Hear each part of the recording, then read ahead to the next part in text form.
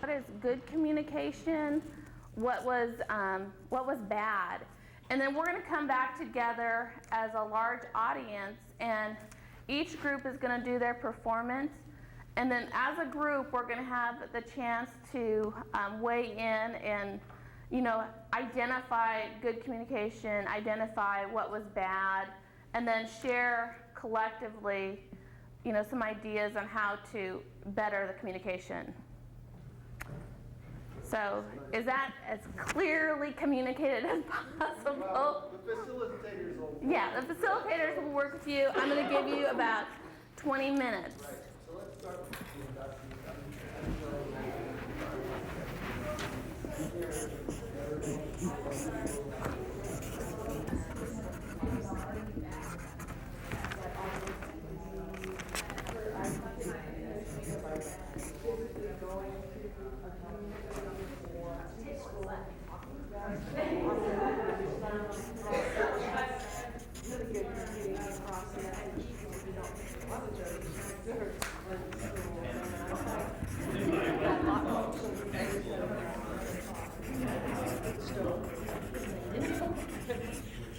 They're hearing it.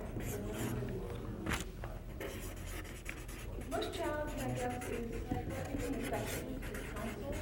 A lot of times what they have in mind, what they're doing is in direct opposition to what the environmental office maybe also trying to do.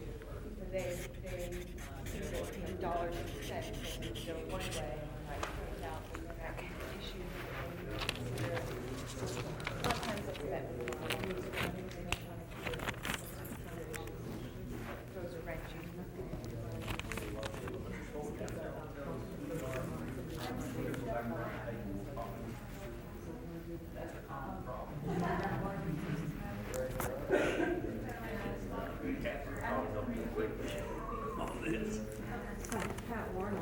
Join your group.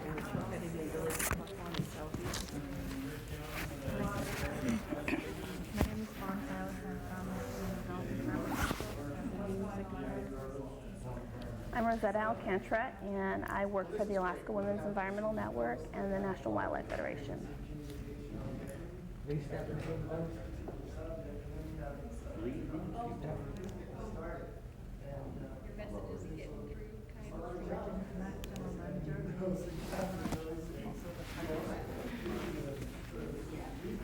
My name is Barry, and I won't bore you with my last name. You have to excuse me, I left my name tag and just to be here with all of you today. And it looks like we have a pretty good group, so we'll be able to get a lot of different points in. And Shirley, can we start with you again and tell us a little bit about the people that you're dealing with, and maybe just generally the type of problem that you're coming up against? Okay, well, I would pick on him, but he's my boss, but he's not there. Yeah, I kind of have a problem. I'll try to be brief and quick, and you can just talk to me. Okay. First of all, your name. My name is Rosetta Alcantra. Where are you from? I grew up in Anvik on the lower Yukon, and also from King Cove down on the Aleutian Chain. So when you put your name, what town are you area from? I am the Rural Outreach Coordinator for the National Wildlife Federation. So, What is going on here? today we are working with community members from various tribes from throughout Alaska and talking about communication and looking at the different strategies on how to address a variety of audiences, from working with students in the school, which many of them do, and also working with agencies, bureaucrats, tribal leaders. So just kind of sharing collectively the experiences of one another and how we can utilize communication as a means to meeting their mission of, a variety of issues from cleanup to environmental education. And there must be why is communication so important? Is there a problem between cultures? Finding, or? Well, I think there's there's communication issues no matter where you're at, whether you're, you have a spouse, in the home to just out, outside. So communication kind of spans everyday life. And what we're talking about is how to give each other ideas on better communication, whether it's active listening, validating the person that's talking with you, just a way to kind of dispel any kind of miscommunication. You think you hear something, and you're interpreting it in your way, but it might mean something entirely different. So we're just kind of exploring communication style and tips and resources with one another and how to better communicate. Is there anything I forgot to ask you? I don't want to go too much in depth because I don't want to catch some of these booths, but what else is important about this course or this class or this seminar? Well, communication, like I said, is a part of everyday life. And if you cannot effectively communicate, you really don't have the sense of confidence in your position. So we're trying to share with one another ideas on how to be better communicators so that when folks go home and they're meeting with their tribal council, they can articulate clearly what their goals and objectives are and how to get the community to rally behind them and be supportive of the environmental work that they're doing. This is just another capacity building tool that folks can take home, and a lot of it is just kind of talking openly about challenges and different ways that they can address those challenges. Can I get you to spell your name for me? I didn't do that, did No, you didn't. Okay. It's Rosetta. R-U-S? ROS. R-O-S-E-T-T. Rosetta Stone. Stone, S-T-O-N. No, and then the last name is Alcantra. Rosetta Stone, okay, sorry. Miscommunication. Alcantra is Alcantra. Okay? Thank you very much. That's where the tension starts to builds up. So just not communicating, the lack of communication, and then thinking that they know what's going on, just, I guess, assumption. Assumption. That's a big one too. So do you spend a lot of your time having to explain things and setting the record straight for things? Yeah. Planning certain things done, and if we don't get it by this day, we won't get it at all. And how important it is to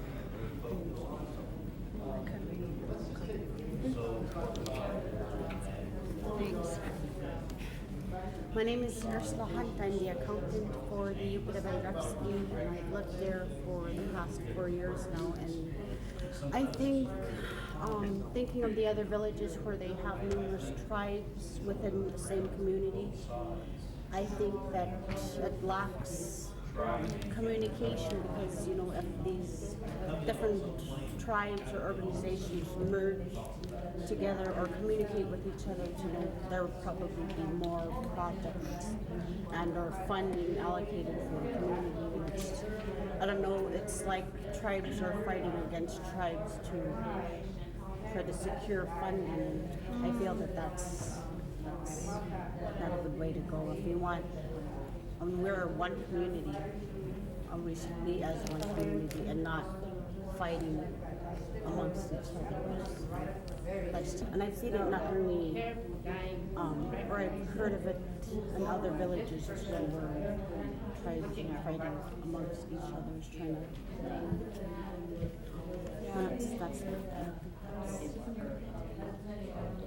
That's That's some problems when there's still one community. And that's a That's big where one. the communication is so, it's like, it stays just within the tribe, it's not, when it should be the whole community, because where I come from, that, there's 2 tribes besides the city. From the group that they represent. Like, why did you tell them this, or why did you tell them that, or you're working for the other side now. That's one that takes more than one person to solve that problem, for sure.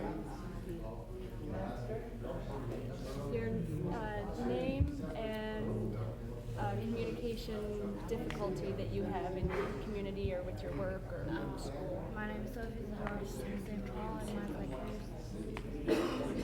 No, I'm serious. Can you give me an example? Like, there's somewhere they fight and argue about. We did a petition, and there wasn't enough signatures, so we couldn't like file anything.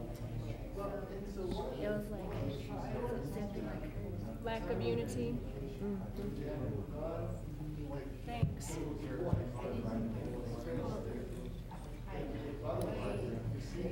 name is Robert Locke from St. Michael. I got the same problem as he said. Can you say it again, Robert? I forgot what he said. Or like people don't listen? Yeah, poor listening skills. Poor listening skills is a huge one. So with little kids? Sometimes I think adults have poor listening skills when we're talking with youth also, because we think we know it all or something, you know, so the youth will be talking and we're just busy thinking our own stuff. I mean, not all of us all the time, but I think it could be more than just with little kids. I think a lot of it around is lack of communication with teenagers and thinking that we know it all. We know enough to do it ourselves. We don't bring them in and say, "Here's what we're doing. Can you help us? What's your opinion?" That's what I see in our community. The youth have no creative.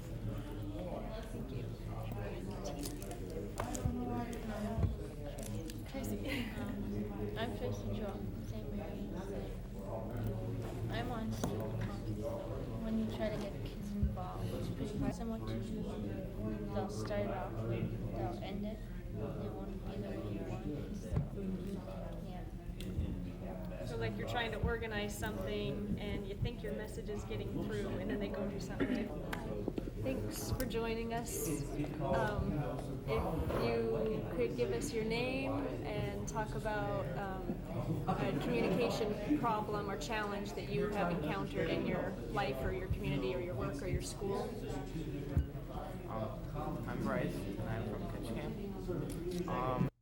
The after product, but what should have become four was the assessment, right? Oh, right. Always comes first.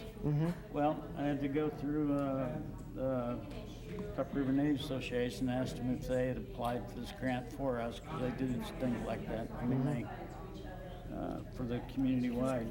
No, they didn't do it. So I went through all the proper channels, and the BIA is such a big organization that nobody wound up applying for the grant because I couldn't chase it down.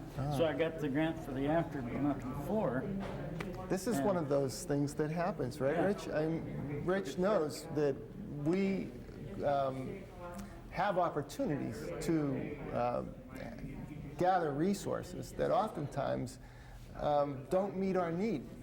And so in this case, they were able to gather the resource that met the second step, but not the first step. And somehow that wasn't communicated. Now, what do you think was the major sort of barrier to communication on that one? Well, I kind of wonder because there was a person in the BIA that was responsible for the grant that actually quit her job and applied for the grant. Oh, so again, competition is So something that will always interfere with She was in the know communication. more than anyone else. Yeah. And so I don't know that, and the fact that maybe it's with a big organization, it's hard to find who to go to because there's people that have the right title but the wrong job. That don't make sense, probably. The right title, but the wrong job. No, I think it does. I couldn't find, I went through all the people with the right titles in the Fire Association, but none of them had anything to do with that particular grant. So finding the right person to communicate to is another one. Brian or Susie, right, continuity, right. Like if we applied for a grant from Village Safe Water or EPA or something, And then if like for water and sewer, if you have to go through phases. Right, you might have different engineers or contractors along the way. High rollover of people because they Right. just got out of college and they're doing interns and stuff like that. But there needs to be somebody that's internally aware of all the programs. Good, that's an excellent point.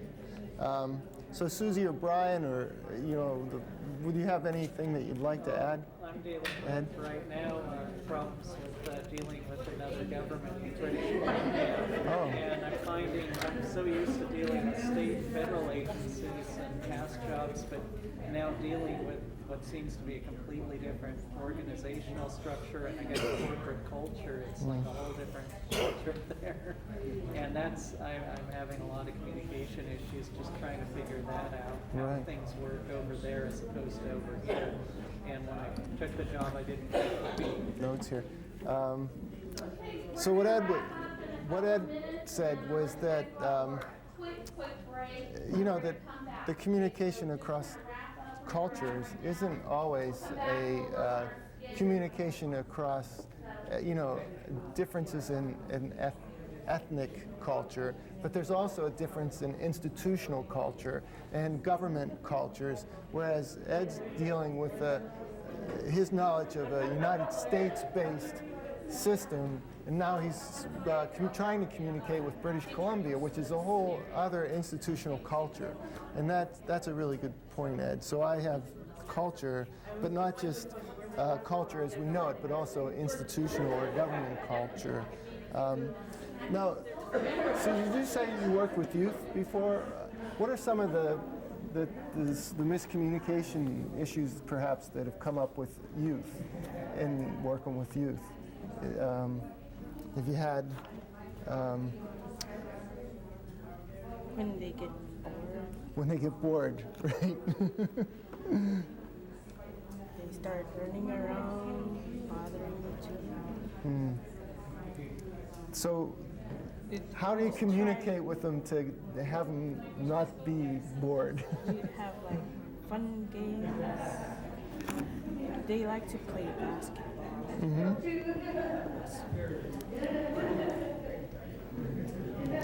Activity. So,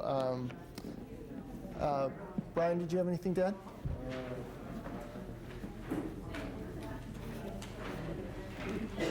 I don't know anything about tribal VPSO. Oh, okay. I guess we had a tribal BPO, and I guess there was miscommunication with the village people and BPO. Because the village, they went to the BPO and they were telling so and so did this and so and so did that. And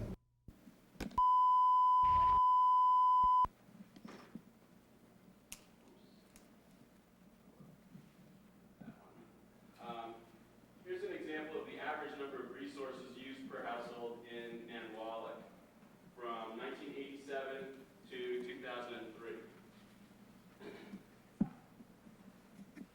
You can see that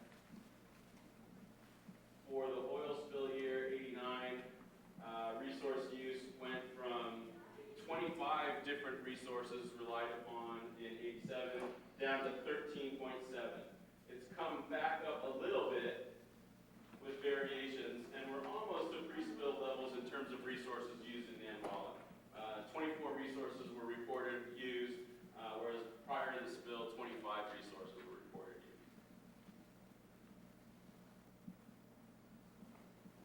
Estimated harvests in pounds per person of salmon, other fish, land mammals, marine mammals, birds and eggs, shellfish, wild plants,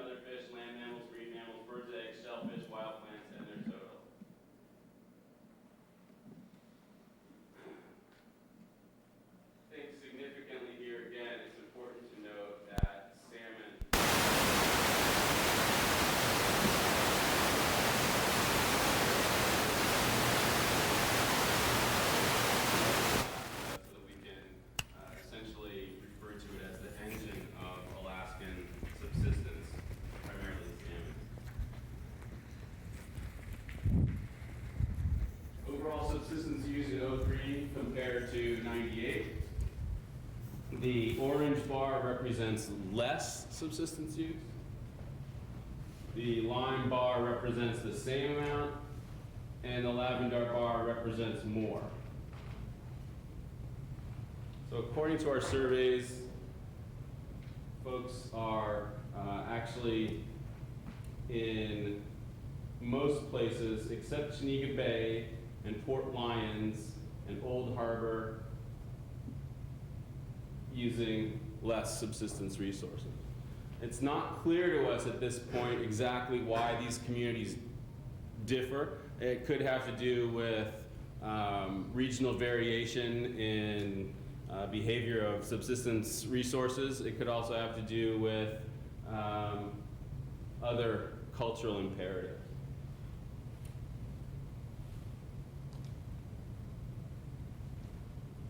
Now we focus specifically on salmon in 03 compared to 98. And the use overwhelmingly is either the same amount or less, with very few exceptions, such as Akio, Chignik Lake, Nanwalek. Everywhere else they've used either the same amount or less. Again, these numbers don't represent everybody in the communities, but we feel they're representative of a sufficient number to make these statistics relevant. Oftentimes as much as, 60% participation with a few exceptions. So overall subsistence uses in 03 compared to before the oil spill range from dramatically less to more or less the same, but no one's using them more.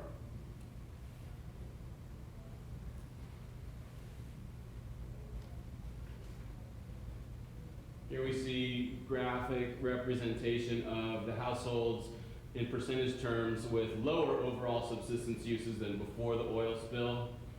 The brown bar indicates 1989, and the purple bar indicates 2003.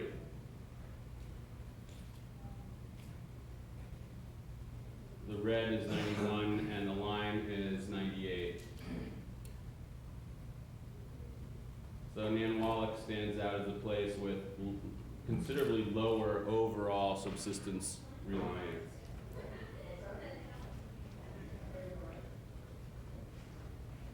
Dramatically so.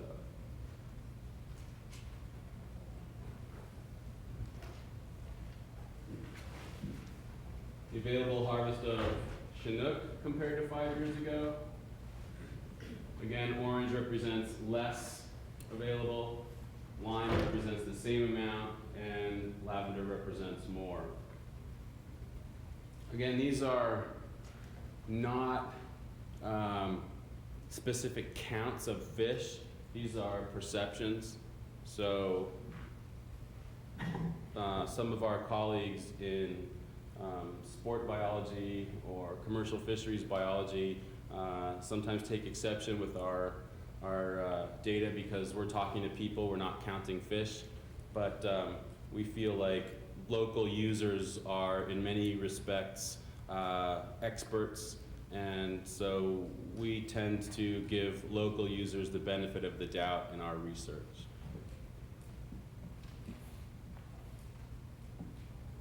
Carluck, 80% felt that subsistence, that the Chinook salmon was much less available. Titlik, 73%, Akiok, 67%. Regarding clams available, either the same or less. No one, very few people thought there were more available.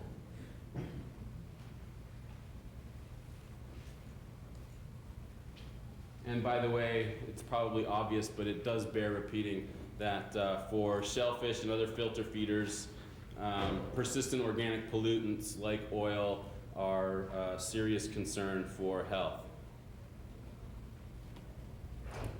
Now this graph represents how much work it took to harvest salmon compared to 5 years ago. And you can see that here, the lavender bar representing more is considerably higher. That is to say, most people felt that it was either more effort or about the same amount of effort to get as much salmon as they got 5 years ago, which suggests that it's not as easy to gather subsistence resources.